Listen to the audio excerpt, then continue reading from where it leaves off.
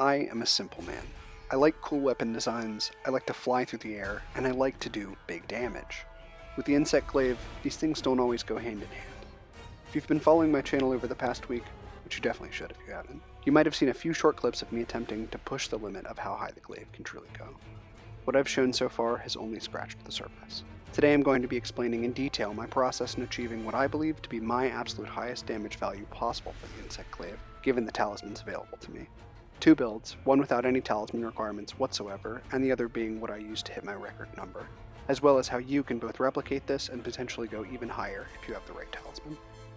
Let's start with a build that anyone can make. I've completely unequipped my talisman, so even if you haven't had the best luck in that department, you can still pull this off. First off, we need to find the best weapon.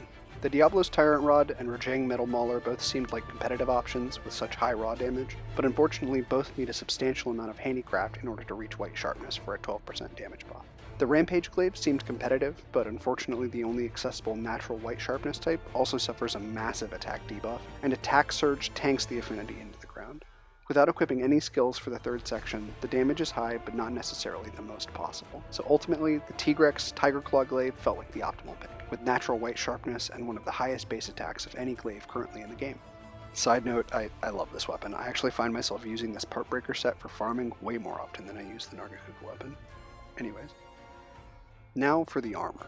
The most important skills we need for maximizing our damage are going to be at very least Heroics, Attack Boost, Critical Boost, and Resuscitate. At its max level, Heroics offers an insane 30% damage buff if we use barrel bombs to lower our health. And because only a single level of Dragon Heart is required to apply Dragon Blight in a similar range of health, Heroics and Resuscitate are a match made in heaven.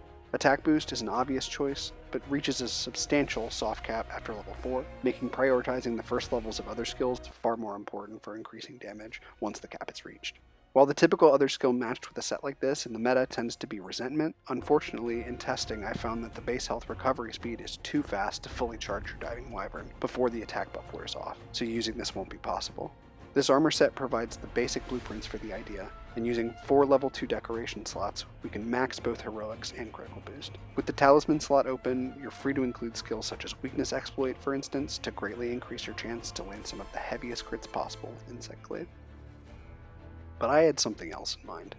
Something far dumber. In my search for the perfect talisman, I happened upon this. Counterstrike, even at level 1, provides a 10-point damage buff for 30 seconds after recovering from a fall. The damage buff from this is pretty substantial, to the point where I've strongly considered using it on other builds, simply due to the fact that it offers a buff for making mistakes and taking damage. Because we'll already need to use barrel bombs to lower our health, and because the barrel explosion also counts as a knockdown, we'll be receiving an additional temporary buff each time we blow ourselves up to reach the Heroic's HP range. This 30 seconds is just barely enough time to charge Diving Wyvern, so we'll have to be quick on our feet. Additionally, barrel bombs can be countered with an advancing round slash and proper spacing, and a successful counter will not only perform a vault automatically, but will also provide the first charge for your Diving Wyvern. This means that at any time you put a monster to sleep on a hunt, and don't have the opportunity to charge aerial attacks, you can use a bomb instead to pull off the second highest potential wake-up hit for Glaive. Now, with the talisman equipped, here is the final build and skill info. You're probably looking at the skills and thinking to yourself, how do I even land a crit with this? This build has 0% affinity. You probably aren't going to like the answer. Go ahead and open the training room settings in the menu and set the wirebug uses to infinite. While at base, the build has a 0% affinity rating, with a single level in maximum might coming from the headgear. We can reach a measly 10% if we only use Silkbind Vault to stay in the air long enough to fully recover our stamina. This makes the barrel vaulting technique essential for preserving both stamina and reaching a full aerial charge quickly. So how do we do it? If you've seen any of my previous videos, you probably already know that the heaviest hitting attack with the Insect Glaive is landing a Diving Wyvern, fully charged with either 3 aerial attacks or 2 aerial attacks and a counter vault, onto a sleeping monster's head. Because we have no method of dealing sleep damage on our own with our build, we're forced to rely entirely on our buddies to put the monster to sleep. This can be excruciating at times. To make things feel slightly more under control, here are my preferred settings for the pets. I went with 2 Palamutes, both for an increase in status effect damage, and for the option to have them follow your actions to reduce the chance of them waking up the monster for you. This will definitely still happen, but there's only so much we can do to prevent it. For this reason and many others, positioning plays another key role in making this work. Let's go through the process step by step. Naturally, we want to have both a Power Charm and a Power Talon equipped, as well as our buffing items, Mega Demon Drug, Demon Powder, and Might Seed. I like to refresh these before each attempt to make absolutely sure they don't run out while in the air. And without further ado,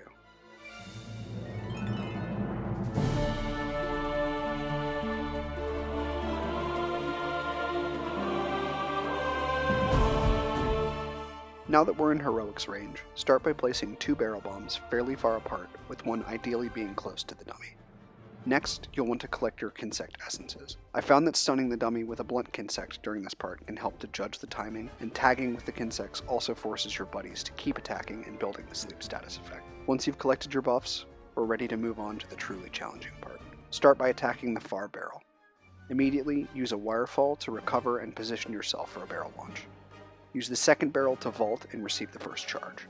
From this position, if our barrel was placed correctly, we should be close enough to the dummy now to reach the next aerial charge. We can use our Silkbind Vault to reposition at any point during this sequence, but because Counterstrike will only last for 30 seconds, we can't waste any time.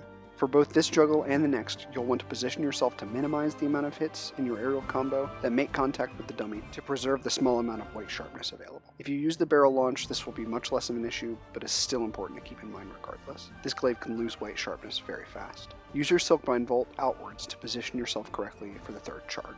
Once you've landed the final juggle, use your Silkbind Vault again repeatedly until your stamina fully regenerates. After a few seconds, you'll see an icon appear above your health bar to indicate the maximum might is active.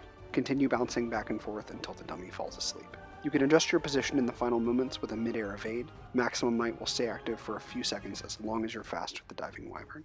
If you've timed this properly, you should have a very small window of time in which Counterstrike will still be active.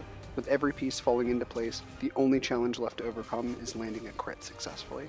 With maximum might as our only affinity, we now have a 10% chance to successfully pull this off.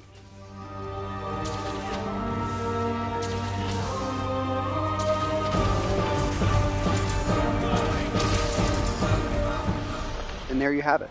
With this set, I was able to hit a 27-32 at the absolute peak, with all of the stars aligning, which for the time being is likely the highest number I can possibly achieve without the perfect talisman. If you're lucky enough to be able to max Counterstrike or attack boost with your favorite talisman, you may be able to break this record easily. You might even be able to use the Palico skill Power Drum if you're incredibly lucky, but given that you can't control either when the skill is used or when a Palico attacks in general, I have no idea how this strategy would be properly implemented. So for now, I'll leave you with that. Thanks for taking the time to watch, and thanks to everyone for all of the support over the past few weeks. I'm really excited to be able to make content and get people interested. To everyone that's been playing an active role in my channel growing, I can't express enough how much I appreciate it. I made a Twitter this week to post shorter clips from recording and streams. Definitely stay tuned there for more nonsense. Don't forget to leave a like and subscribe. Let me know if you're able to pull this off, or even if you can top my record. I'd love to see just how ridiculously far we can stretch this beautiful weapon. All things considered, this was really fun to work on, and I hope you enjoyed as much as I did and learned something along the way.